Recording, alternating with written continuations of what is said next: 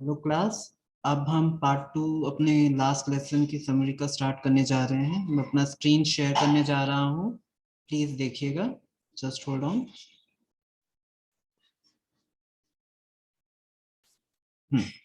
जैसा कि अब आपको मेरा स्क्रीन दिखाई दे रहा है, जहाँ हमने पिछली क्लास में छोड़ा था उसी को हम एक बार फिर से देख लेते हैं। इंट्रोडक्शन। ये सेट किसने लिखा है? ठीक है ना, अल्फांसो डॉन ने इसे लिखा है। इसके राइटर अल्फांसो डॉन्टे थे। ठीक है ना। इनका जन्म, इनका बर्थ कब हुआ था? 1840 में हुआ था। और उन्होंने, जो ये फ्रांस और पर्शिया, इसकी जो सेटिंग है, इस स्टोरी की जो सेटिंग है, वो किसके भी मीन्स किस दौरान थे? फ्रांस और पर्शिया। फ्रांस और पर्शिया के बीच जब वॉर चल रही थी, युद्ध चल रहा था, तब उस दौरान की ये घटना है, ये इंसिडेंट है जो उन्होंने इस लेसन में लिखा है। उन्होंने साथ में ये भी बताया है कि लैंग्वेज का क्या इंपॉर्टेंस रहता है किसी भी कंट्री के लिए। ठीक है ना, लैंग्वेज का क्या इंपॉर्टेंस रहता है, क्या उसकी वैल्यू रहती है एक सिटीजन के लिए, इस बारे में बताया गया है। जैसा कि हम लोगों ने पार्ट 1 में पहले ही डिस्कस कर ली थी समरी, आप लोगों के पास ऑलरेडी पीडीएफ फाइल है, तो देख सकते हैं होंगे उस अपनी पीडीएफ फाइल में कि ऑलरेडी डिटेल्ड में क्या है, एक और हिंदी में समरी आपकी समझाइश के लिए बनाई गई है। तो आप इसे एक बार देख लीजिएगा। मुझे नहीं लगता आपको इसमें कोई ज्यादा परेशानी होगी। हम आगे डिस्कस करते हैं थोड़ा कैरेक्टर्स के ऊपर। तो एक मिनट। हाँ, ये वर्ड मीनिंग भी है आपके। ठीक है ना। आप लोगों का स्टूडेंट्स ये होमवर्क रहेगा कि जो जो आप लोगों को ये वर्ड्स दिए गए हैं और इनके मीनिंग्स, आपको एक सेंटेंस इसके बनाने होंगे। ठीक है ना, ये आपका असाइनमेंट रहेगा। ठीक है ना, ये इतने सारे हैं, इनका हिंदी में भी दे दिया गया है। आपको क्या करना है, इसकी एक सेंटेंस बनाना है। अगर कोई दिक्कत जाती है सपोज, तो आप मुझसे व्हाट्सएप के थ्रू भी कांटेक्ट करके पूछ सकते हैं। अब हम आ जाते हैं थोड़े कैरेक्टर्स के ऊपर। ठीक है ना। कैरेक्टर्स कौन कौन से हैं? फ्रेंड्स। पहला कैरेक्टर जो है आपका friends. Friends is the story's protagonist and narrator, a young student at a school in Alsace, which Germany annexed from France during the Franco-Persian War of 1870. France often skips school and doesn't prepare for lessons. One day he arrives at school to learn that the French language will no longer be taught in school after an order sent down from Berlin to the occupying Persian forces. France regrets that he didn't pay better attention to his lessons when he had the chance. ठीक है, चलिए अब discuss करते हैं। Friends क्या था? Story का protagonist है। प्रोटोगोनिस्ट माने क्या होता है? नायक, हीरो। और साथ ही साथ नरेटर भी है। नरेटर माने स्टोरी टेलर। ठीक है ना। जैसा कि आपको पिछली प्रीवियस क्लास में बताया गया है कि नरेटर के बारे में। ठीक है ना। A young student at a school in Alsace, वो एक यंग स्टूडेंट रहता है कहाँ पे? एलिस के स्कूल में, जिसे जर्मनी एनेक्स्ड कर देता है। एनेक्स्ड माने अपने साथ सम्मिलित कर लेता है। ठीक है ना। कल इसके दौरान फ्रैंको पर्शियन वॉर जो कि 1870 में हुआ था, उस दौरान जर्मनी क्या करता है? फ्रांस को अपने अधीन कर लेता है, उससे जोड़ लेता है। ठीक है ना। एनेक्स्ड मींस अपने से जोड़ लेना। France often skip school and doesn't prepare for lesson. France क्या था? स्किप करता था, यानी स्कूल नहीं जाया करता था। और साथ ही साथ डजंट प्रिपेयर फॉर लेसन, अपने जो उसके पाठ्य दिए जाते थे, जो भी लेसन, जो भी असाइनमेंट्स से दिए जाते थे, वो उसे प्रिपेयर करके कभी नहीं जाता था। One day he arrives at school to learn that the French language will no longer be taught in school after an order sent down from Berlin to the occupying Persian forces. एक दिन जब वो school में arrive पहुंचता है, arrive माने क्या होता है? पहुंचता है, तो उसे क्या पता चलता है? क्या पता चलता है? कि जो फ्रेंच लैंग्वेज है, जो फ्रेंच भाषा है, अब वो स्कूल में नहीं पढ़ाई जाएगी। साथ ही साथ एक ऑर्डर भी दिया गया है बर्लिन के द्वारा, जिसमें अब पर्शियन फोर्सेस पे कब्जा रहेगा। फ्रेंड्स रिग्रेट करता है that he didn't pay better attention to his lessons when he had the chance. Friends ये इस चीज का पछतावा भी रहता है। रिग्रेट माने क्या होता है? पछतावा। फ्रेंड्स पछतावा भी करता है कि अब क्या है कि वो अटेंशन कि उसने बेटर अटेंशन नहीं दिया। बेटर अटेंशन मतलब और बेहतर ध्यान नहीं दिया अपने लेसन्स में, ठीक है ना, जब उसके पास मौका था। बेसिकली फ्रांस क्या है? आपका स्टोरी का हीरो है, प्रोटोगोनिस्ट है, नायक है। साथ ही साथ he is also story teller, narrator भी है। वो एक यंग स्टूडेंट रहता है एलिस के स्कूल का। साथ ही साथ क्या कहना चाहिए, ये इंसिडेंट कब होता है? फ्रैंको पर्शियन वॉर का ये इंसिडेंट है, और ये कब हुआ था? 1870 में। फ्रेंड्स की आदत क्या थी? he often skipped school and doesn't prepare anything or any kind of his lesson or any assignment। वो कभी किसी चीज के लिए तैयार नहीं रहता था, ना अपने लेसन्स को लेकर या पढ़ाई से या असाइनमेंट्स को लेकर। जब वो एक दिन स्कूल जाता है तब उसे पता चलता है कि अब कोई भी मींस फ्रेंच लैंग्वेज नहीं पढ़ाई जाएगी। साथ ही साथ उसे रिग्रेट भी होता है, पछतावा भी होता है, किस चीज का अफसोस भी होता है कि उसने बेहतर ध्यान नहीं दिया अपने लेसन्स को लेकर जब उसके पास मौका था। अब हम अपने सेकंड इंपॉर्टेंट कैरेक्टर में आते हैं, मिस्योर हैमल। मिस्योर हैमल कौन थे? एम हैमल। मिस्योर माने क्या होता है? ये फ्रेंच लैंग्वेज का वर्ड है, ठीक है ना, फ्रेंच लैंग्वेज का ये वर्ड है। मिस्योर माने होता है मास्टर, सर, महाशय, महोदय, ठीक है ना। Monsieur Hamel is France's teacher and schoolmaster who the Persian ordered to cease teaching French and leave for the country. While Hamel usually intimidates his students with an iron ruler that he slaps on their desks, Hamel is gentle, somber, and reflective as he conducts his last day of French lessons. At the end of the day, he writes Viva la France on the chalkboard before sending the students away. M Hamel क्या है? मिस्योर हैमिल क्या है? French के teacher रहते हैं, साथ ही साथ school master रहते हैं। लेकिन अब क्या हो गया? पर्शियन ऑर्डर के कारण अब उन्होंने फ्रेंच पढ़ाना उनको बंद करना पड़ेगा। सीज माने क्या होता है? स्टॉप। फ्रेंच पढ़ाना सिखाना अब उन्हें बंद करना पड़ेगा, और साथ ही साथ लीव फॉर द कंट्री, उन्हें देश भी अपनी छोड़ना पड़ेगा। While Hammer usually intimidates, हालांकि जो है हैमर यूजुअली इंटिमिडेट करते हैं, यानी थोड़ा उनसे लोग सहमे सहमे डरे रहते हैं स्टूडेंट्स। क्यों? क्योंकि उनके पास हमेशा एक आयरन रूलर रहता है, जिससे कि वो क्या करते थे? डेस्क पे ठोका करते थे, स्लैप किया करते थे। हैमल उस दिन क्या रहते हैं? थोड़े जेंटल रहते हैं, सॉम्बर रहते हैं। सॉम्बर के वैसे दो मीनिंग होता है, एक होता है सैड, दूसरा होता है डर्टी। यहाँ पे क्या आ जाएगा? सैड थे, थोड़े सैड थे और रिफ्लेक्ट कर रहे थे। साथ ही साथ ये क्लियरली शो हो रहा था that it is because it is his last day, so he is not emotionally prepared for that. Means वो भावनात्मक रूप से तैयार नहीं थे। एंड में वो क्या करते हैं? दिन के एंड में वो विवे ले फ्रांस लिखते हैं, लॉन्ग लिव फ्रांस, चॉकबोर्ड से, और फिर अपने स्टूडेंट्स को भेज देते हैं। बेसिकली हमें ये पता है कि मिस्टर हैमल क्या थे? एक स्ट्रिक्ट टीचर थे, बट ड्यू टू, क्योंकि ये जो ऑर्डर आया है ना, पर्शियन ऑर्डर आया कि अब वो पढ़ा नहीं सकते हैं एंड उन्हें अपनी कंट्री छोड़नी पड़ेगी, जो 40 इयर्स की जो उन्होंने सर्विस दी थी, इस वजह से वो काफी इमोशनली ट्रॉमेटाइज हो जाते हैं, काफी दुखी हो जाते हैं।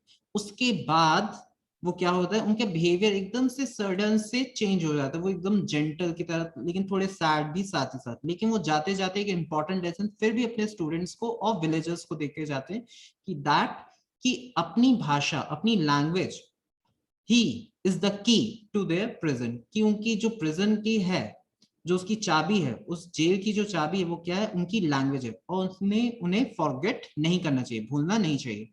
और साथ ही साथ उन्हें उसकी सिक्योरिटी भी देखनी चाहिए, ठीक है ना, कि वो अपनी जो लैंग्वेज को है उसे वो सेफ रख सके। अब हम अगले कैरेक्टर में आते हैं, हॉसर। हॉसर कौन था? Hauser is an older gentleman Franz recognized from the village. Franz is surprised to see Hauser sitting on the benches in the back of the schoolroom alongside several other adults from the village. By the end of the story, Hauser is in tears as he reads from a rudimentary language textbook and speaks simple syllables and letters aloud with the youngest students. Hauser क्या थे? एक वृद्ध gentleman थे, ठीक है ना? Older माने वृद्ध, जिन्हें फ्रांस रिकॉग्नाइज माने क्या होता है? पहचान लेता है, क्योंकि वो उसी के गांव के थे। फ्रांस काफी सरप्राइज्ड भी रहता है। क्यों? क्योंकि जब वो हॉसर को देखते हैं कि वो बैक बेंच में बैठा है बाकी सभी अडल्ट्स के साथ, बाकी सभी बड़े लोगों के साथ, जो गांव के और भी जो बड़े बुजुर्ग आए होते हैं उन्हीं के साथ बैठा होता है। स्टोरी की एंड में हॉसर की आंखों से भी टीयर्स आ जाते हैं। टीयर्स माने क्या होते हैं? आंसू, आंसू आ जाते हैं। क्यों? क्योंकि और साथ ही साथ वो रीड कर रहा होता है रूडिमेंट्री लैंग्वेज। रूडिमेंट्री लैंग्वेज से आप क्या समझते हैं? लैंग्वेज तो भाषा।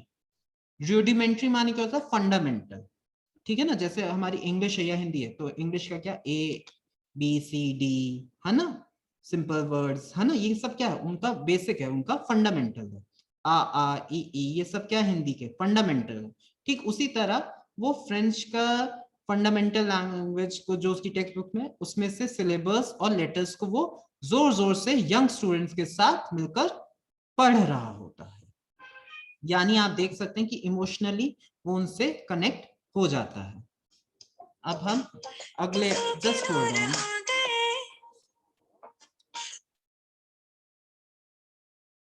अब हाँ, सॉरी फॉर द डिस्टर्बेंस। अब हम अगले उसमें आते हैं। वॉचर। वॉचर कौन था? Watcher is the village blacksmith. He teases Franz for hurrying so fast to school, as Watcher has read the town hall bulletin and knows Franz will have an unconventional day at school. Watcher क्या था? Village का लोहार था, ठीक है ना? Village का blacksmith यानी लोहार था। वो फ्रांस को टीज भी कर रहा था, उस दिन चढ़ा भी रहा था कि वो स्कूल जल्दी ना जाए। साथ ही साथ वॉचर ने भी बुलेटिन बोर्ड में वो न्यूज पढ़ी थी, और उस दिन वो भी पहुंचा था स्कूल में उस अनकन्वेंशनल, उस स्ट्रेंज दिन में।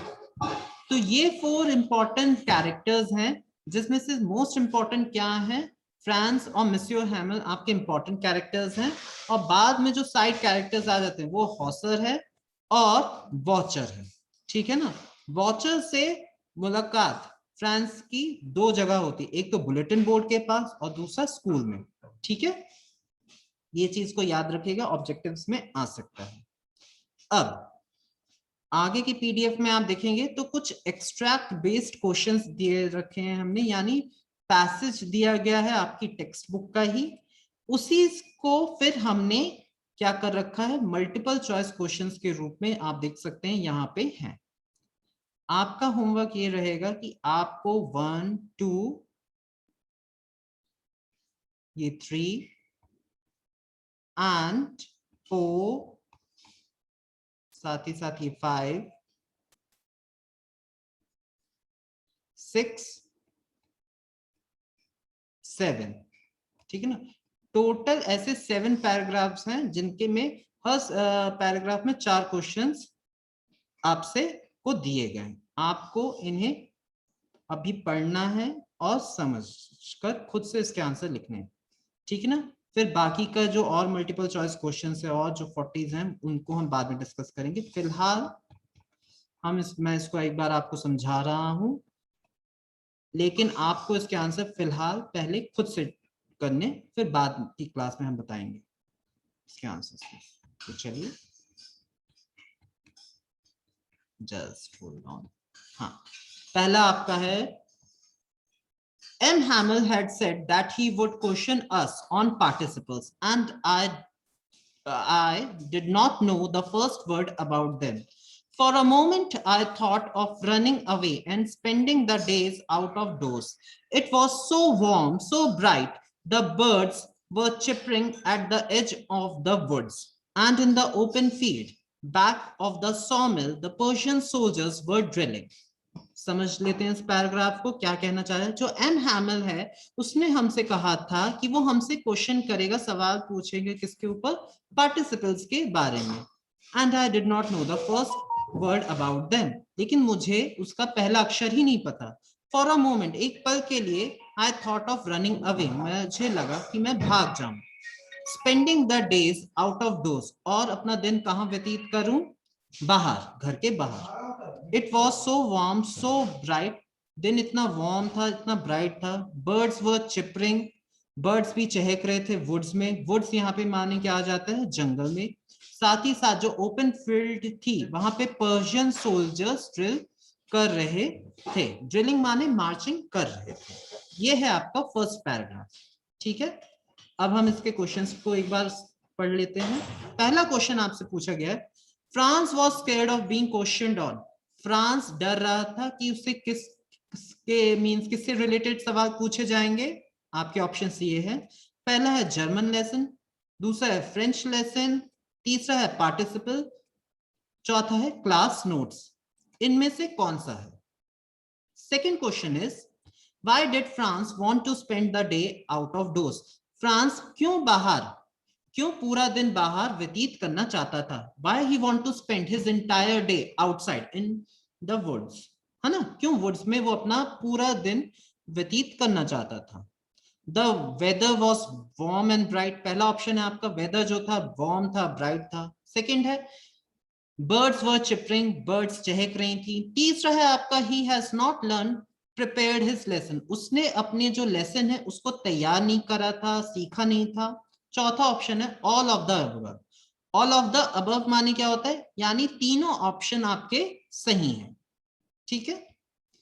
नेक्स्ट थर्ड में आते हैं हम, क्या है, who was drilling at the back of सॉमिल। सॉमिल के पीछे कौन ड्रिल कर रहा था, कौन मार्च कर रहा था। सोल्जर्स, फ्रांस, एम हैमल, या फिर ऑफिसर। इन चारों में से कौन ड्रिल कर रहा था। अब चौथा, dash in the extract means exercise. इसका मतलब एक्सरसाइज होता है, ठीक है ना। यानी एक्सट्रैक्ट में, पैसेज में इस वर्ड का मीनिंग क्या होता है, एक्सरसाइज। एक्सरसाइज माने क्या होता है, किसी भी प्रकार की व्यायाम करते हैं, किसी भी प्रकार की एक्सरसाइज, जैसे कि वॉक करना, जंप करना, इस तरह की हम क्या बोल सकते हैं, एक्सरसाइज बोल सकते हैं। पहला क्या है, पार्टिसिपल, सॉमिल, चिपरिंग, या फिर ड्रिलिंग। इनमें से कौन सा ऐसा वर्ड है जो एक्सरसाइज से एग्जैक्ट मैच करता है, ठीक। सेकंड उसमें आते हैं। अब आई होप आपको समझ में आया होगा। अगर कोई भी और भी क्वेश्चन है तो आप व्हाट्सएप से पूछ सकते हैं, ठीक। Your second paragraph is, when I passed the town hall, there was a crowd in front of the bulletin board. For the last 2 years, all our bad news had come from there, the lost battles, the draft, the orders of the commanding officers. And I thought to myself, without stopping, what can be the matter now? Then, as I hurried by as fast as I could go, the blacksmith watcher, who was there with his apprentice reading the bulletin, called after me, don't go so fast, bub. You'll get to your school in plenty of time. तो second paragraph हम समझ लेते हैं। When I passed the town hall, जब मैं town hall से गुजर रहा था, वहां पे मैंने क्या देखी, काफी क्राउड देखी बुलेटिन बोर्ड के पास। बुलेटिन बोर्ड माने सूचना का जो बोर्ड है, वहां पे टाउन हॉल के पास में जो था। लास्ट 2 years से, पिछले 2 सालों से उसमें से केवल क्या आ रही थी, बैड न्यूज आ रही थी। केवल ओनली दैट मींस बुरी खबरें आ रही थी, ठीक है ना। अच्छी खबर कोई किसी भी प्रकार की गुड न्यूज हम कह सकते नहीं आ रही थी। जैसे कि लॉस्ट ऑफ बैटल्स, बैटल्स हार जाना, बैटल्स माने लड़ाई हार जाना, लॉस्ट माने हार जाना। The draft, the orders means संदेश, सूचना, ऑर्डर्स, आदेश, इस तरह के कमांडिंग ऑफिसर से आ रहे थे। एंड आई थॉट, और फिर मैंने सोचा, बिना रुके उसने क्या सोचा, what can be the matter now, अब कौन सा मामला हो सकता है, अब क्या बात हो सकती है, ये नरेटर के दिमाग में आया। Then as I hurried by as fast as I could go, जितना जल्दी होकर मैं जा सकता था, और जब ये सोच रहा था, ब्लैकस्मिथ जो था, watcher, who was there, blacksmith और वॉचर, द ब्लैकस्मिथ, वॉचर जो था वहां पे, अपने अप्रेंटिस के साथ। अप्रेंटिस माने क्या होता है? असिस्टेंट, सहायक, ठीक है ना। हर मींस उसका अप्रेंटिस मींस उससे सहायक, हेल्पर जिसे हम कह सकते हैं। वो बुलेटिन बोर्ड को रीड कर रहे थे और बुलाते हैं मुझे और क्या कहते हैं मुझसे? डोंट गो सो फास्ट बब, इतनी जल्दी मत जाओ बब लड़के, you get to your school in plenty of time, तुम पर्याप्त समय में अपने स्कूल में पहुंच जाओगे। ठीक, ये था पैराग्राफ। अब हम ऑप्शंस देख लेते हैं, क्या क्वेश्चंस दिए गए हैं आपको। What did France notice when he pass the town hall, जब फ्रांस टाउन हॉल के पास से गुजर रहा होता है तो वो क्या चीज नोटिस करता है? पहला, पीपल फाइटिंग। दूसरा, army had entered inside, a crowd in front of bulletin board, a soldier addressing the crowd. लोग लड़ रहे हैं, आर्मी अंदर की तरफ एंटर कर रही है, प्रवेश कर रही है, बुलेटिन बोर्ड के बाहर काफी भीड़ है, साथ ही साथ जो सोल्जर्स हैं क्राउड को, जस्ट होल्ड ऑन, मैं फैन ऑफ कर दूं जस्ट,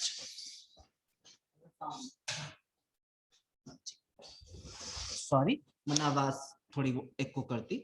और साथ ही साथ सोल्जर्स क्या है? एड्रेस कर रहे हैं क्राउड को, क्राउड से संबोधित कर रहे हैं, उन्हें उनसे बातचीत कर रहे हैं। सेकेंड ऑप्शन है आपका, फॉर द लास्ट 2 years, पिछले 2 वर्षों से, where did all the bad news come from. For the last 2 years, पिछले 2 सालों से, where did all the bad news come from, कहां से बुरी खबरें आ रही थी? पहला है आपका बुलेटिन बोर्ड, दूसरा है army had entered inside, army प्रवेश उसमें एंटर कर लेती है, a crowd in front of bulletin board, और तीसरा ऑप्शन है a soldier addressing the crowd, एक सोल्जर क्राउड को संबोधित करते हुए। तो इनमें से कहां से बुरी खबरें पिछले 2 सालों से आ रही थी? Your third option is, who asked Franz not to hurry to school, Franz से कौन कहता है कि स्कूल के लिए जल्दी मत करो? Old Hauser, former mayor, former postmaster, या ब्लैक स्मिथ वॉचर। ठीक है ना, इन चारों में से कौन फ्रांस को बोलता है कि स्कूल जाने की जल्दी ना करे? फोर्थ है आपका, why was France in a hurry, France hurry में क्यों था? ताकि वो रीड कर सके, कि बुलेटिन बोर्ड में को जाकर वो पढ़ सके, इस चीज के लिए वो हरी हो रहा था। To run away from M Hamel scolding, वो भागना चाहता था एम हेमिल के, मिस्योर हेमिल की डांट से, स्कोल्डिंग माने डांटने से। टू वॉच द ड्रिलिंग, वो ड्रिलिंग आर्मी को ड्रिल करते हुए, मार्च करते हुए देखना चाहता था, या फिर उसे किस बात की जल्दी थी? कि वो स्कूल टाइम पर पहुंच सके। तो इन चारों में से कौन सा करेक्ट ऑप्शन है आपको करना है। अब हम थर्ड पैराग्राफ में आते हैं। Usually when school began there was a great bustle which could be heard out in the street, the opening and closing of desk, lessons repeated in unison, very loud with our hands over our ears to understand better, and the teacher's great ruler rapping on the table. But not it was all so to my desk without being seen. But of course, that day everything had to be as quiet as Sunday morning.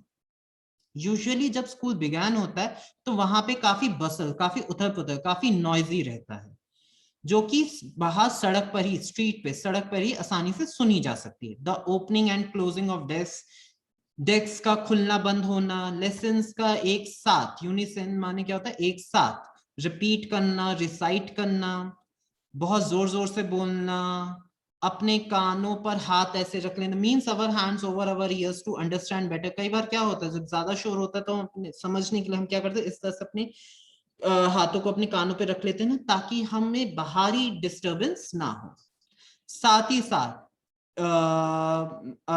क्या था, and the teacher's great ruling rapping on the table, teacher के क्या जो वो केन रहती है या ruler रहता है, उसे वो उसमें डेस्क पे ठोकते रहते हैं, ये सारी नॉइजेस आती हैं normally. But not it was so to my desk without being seen, लेकिन वो उसे अपनी डेस्क में नहीं। But of course that day everything had to be as quiet as Sunday morning, लेकिन उस दिन क्या था, सब कुछ उतना ही शांत था जितना कि संडे मॉर्निंग को रहता है।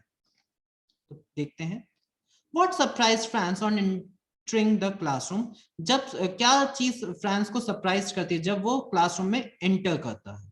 द ग्रेट बसल, ज्यादा शोर, ruler rapping on table, table के ऊपर रूलर का ठक ठक होना, loud unison of lesson, lessons का बार बार रिपीट होना, या फिर एवरीवन वाज सिटिंग क्वाइट, या सभी कोई चुपचाप बैठे हुए थे। इन चारों में से उस दिन क्या क्या चीज फ्रांस को सरप्राइज करती है? या second, what was M Hamel doing when Franz entered the class?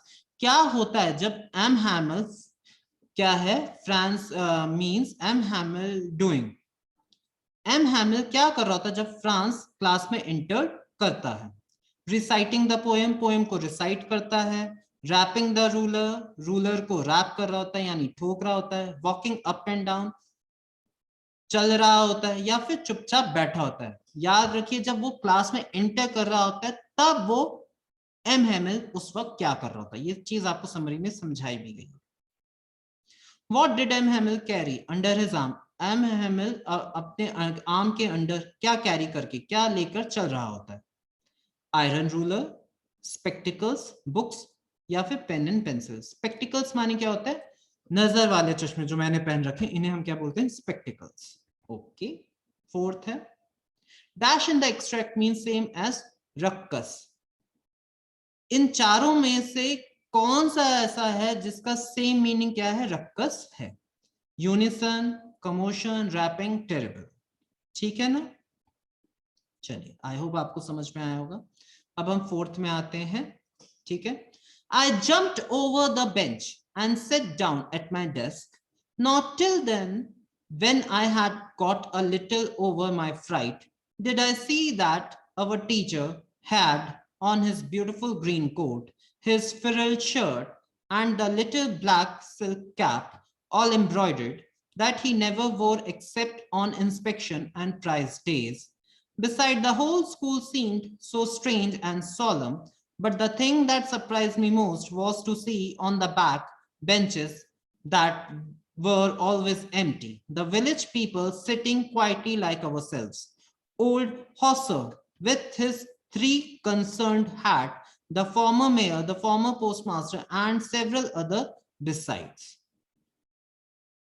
चलिए, I jumped over the bench. मैं उछल के जल्दी से अपनी बेंच पे जाता हूँ और बैठ जाता हूँ अपनी डेस्क पे, यानी उछल के वो अपनी बेंच की तरफ जाता है और डेस्क के पर बैठ जाता है। Not till then when I had got a little over my fright. मुझे थोड़ा तब तक क्या था? Fright means वो डर रहा था। Did I see that our teacher had on a beautiful green coat? वो क्या देखता है कि जो उनके टीचर है उन्होंने beautiful green coat पहन रखा है, अपनी frilled shirt पहनी है, साथ ही साथ जो उनकी little black silk cap है जो कि पूरी तरह से एम्ब्रॉयडर्ड है उसे पहन रखा है। दैट ही नेवर वोर एक्सेप्ट, वो कभी नहीं पहनते थे सिवाय इंस्पेक्शन वाले दिन या फिर प्राइज डे के दौरान। इन 2 डेज के अलावा वो कभी इस तरह से फुल्ली तैयार होकर नहीं आते थे। Beside, the whole school seemed so strange and solemn. पूरा स्कूल एकदम अजीब लग रहा था और solemn, solemn means उदास लग रहा था। But the thing was surprised me most was to see, लेकिन सबसे ज्यादा चीज जो उसे सरप्राइज करते वो क्या? On the back benches that were always empty. पिछले की बेंच जो मींस पीछे रखी हुई बेंचेस थी वो ऑलवेज क्या रहती थी? एम्प्टी रहती थी। The village people sitting quietly like ourselves. जो विलेज पीपल थे, जो गांव के लोग थे, वो चुपचाप उन्हीं की तरह बैठे हुए थे। Old Hauser with his 3 concern hat, उनकी जो 3 कॉर्नर्ड, सॉरी कंसर्न बोल दिया, माय मिस्टेक, उनकी जो 3 कॉर्नर्ड हैट थी, त्रिकोणी टोपी थी उसे। फॉर्मर मेयर है ना, पिछले मेयर, फॉर्मर पोस्टमास्टर है ना, पोस्टमास्टर, और भी अदर मींस जो भी सिटीजन्स थे, गांव के थे, विलेज के थे, वो सभी बैठे हुए थे। ठीक, ये इतना पैराग्राफ है। अब हम क्वेश्चन से एक बार देख लेते हैं। What was the first thing that France noticed after sitting on his desk? सबसे पहली चीज फ्रांस क्या नोटिस करता है जब वो अपनी डेस्क पे बैठा होता है? एम्प्टी बैक बेंचेस, खाली back benches, former postmaster sitting quietly, पुराने पोस्टमास्टर चुपचाप बैठे हुए, M Hamel in his best embroidered dress, M Hamel अपनी सबसे अच्छी एम्ब्रॉयडर्ड ड्रेस में बैठे हैं, या retired mayor in his school premises, school परिसर, प्रेमिसेस माने क्या होता है? परिसर, जो रिटायर मेयर है उनके स्कूल परिसर में। इन चारों में से जो सबसे पहली चीज है वो फ्रांस क्या नोटिस करता है? ये चारों सॉरी चारों चीजें नोटिस करता है, लेकिन सब में सबसे पहली चीज वो क्या चीज नोटिस करता है आपको वो बताना है। Second question is, What did France notice about M. Hamel? सबसे पहली चीज फ्रांस क्या नोटिस करता है एम हैमिल की? उनका green coat, his black spectacles, उनके काले चश्मे, his frilled shirt, उनके फ्रिल्ड शर्ट, या फिर बोथ A and B, या फिर दोनों A और B? इन दोनों में से सबसे पहली चीज, इन चारों में से, ठीक है ना, यहाँ एक थोड़ी सी छोटी सी मिस्टेक है, मैं उसे कर दूंगा, आप वो ए ऑल ऑफ दी, नहीं सॉरी कोई मिस्टेक नहीं है, इन तीनों में से कौन सी चीजें हैं जो कि मींस आपको लगता है कि सबसे पहले फ्रांस क्या नोटिस करता है? ठीक। Your third question is why did the whole school seem strange and solemn that day? क्यों पूरा स्कूल उस दिन शांत रहता है और solemn उदास भरा रहता है? There was some order from Berlin. एक ऑर्डर आता है बर्लिन से, उसके कारण as M. Hamel, Monsieur Hamel appeared hushed and strange. पूरा जो M. Hamel है, ठीक है ना, Monsieur Hamel, वो एकदम चुपचाप रहते हैं और अजीब रहते हैं. It was Monsieur Hamel last day at school. Monsieur Hamel का जो क्या कहते हैं लास्ट डे रहता है, या फिर बोथ A and C? तो आपको बताना है. Your fourth question is, आपका चौथा क्वेश्चन है, what is the opposite of the word fright as given in the extract? Fright word का अपोजिट यहां बताना है, यहां पे सेम नहीं बताना है. इन चारों में से कौन सा ऐसा वर्ड है जो फ्राइट शब्द का अपोजिट है, उसका विलोम है, वो आपको बताना है. Fifth, I heard M. Hamel, I say to me. Fifth, अब पैराग्राफ को हम समझने जा रहे हैं. I heard M. Hamel, I say to me, I won't scold you, little friends, you must feel bad enough. See how it is. Every day we have said to ourselves, bah, I have plenty of time, I'll learn it tomorrow. And now you see where we've come out. That's the great trouble with Alas. She puts off learning till tomorrow. Now those fellows out there will have the right to say to you, how is it you pretend to be Frenchmen and yet you can neither speak nor write your own language? But you are not the worst, poor little friends. You all a great deal to reproach ourselves with. ठीक. M. Hamel, I heard, मुझसे ये कहते हैं, I heard means I heard यहाँ पे कौन है narrator? हमारा फ्रांस. वो ये बोलते हैं कि M. Hamel मुझसे ये कहते हैं, I won't scold you. M. Hamel बोलते हैं कि मैं तुम्हें डांटूंगा नहीं. लिटिल फ्रांस, छोटे France, you must feel bad enough. वैसे ही तुम्हें काफी बुरा लग रहा है. पर्याप्त, enough माने क्या होता है? पर्याप्त. वैसे ही तुम्हें काफी बुरा लग रहा है. See how it is. ठीक है ना. Every day we have said to ourselves, हर दिन हमने अपने आप से क्या कहा है? अब अरे मेरे पास तो काफी plenty of time, पर्याप्त समय है, मैं कल कर लूंगा. And now you see, अब तुम लेकिन देख ही सकते हो कि हम कहाँ पहुंच गए हैं. यही हम सबके साथ ग्रेट ट्रबल है विद अलास के साथ, कि हम सभी कुछ टुमारो पर छोड़ देते, यानी कल के लिए छोड़ देते. वो एलेक्स के लोगों के लिए बोलते हैं कि उनकी क्या आदत है कि वो सभी कुछ कल के लिए, आगे मींस फ्यूचर के लिए छोड़ देते, प्रेजेंट के लिए कुछ नहीं रखते हैं. Now those fellows out there will have the right to say to you. अब ये जो fellows हैं वो तुमसे कह सकते हैं, how is it you pretend to be Frenchman and yet you can neither speak nor write your own language. अब जो बाहर के लोग आने वाले वो क्या हमसे कह सकते हैं, अरे तुम खुद को फ्रेंच कहते हो लेकिन तुम्हें खुद की भाषा लिखनी और समझनी नहीं आती, किस बात के तुम फ्रेंच हो? But you are not the worst, लेकिन तुम सबसे बुरे नहीं हो. Poor little France, will all a great deal to reproach ourselves. हम सभी कहीं ना कहीं दोषी हैं, हम सभी की कहीं ना कहीं गलती है, हम सभी का कहीं ना कहीं फॉल्ट. चलिए अब हम मैं क्या क्वेश्चन दिए वो देख लेते हैं. What does the phrase where we come out imply? ये जो फ्रेज है where we come out किस चीज के बारे में imply करता है, क्या दर्शा रहा है? रिजल्ट, अचीव्ड, क्रॉस रोड या आउटकम. इन चारों में से कौन सा करेक्ट है? ठीक है ना. What was the trouble with Alex? Alex के साथ क्या दिक्कत थी?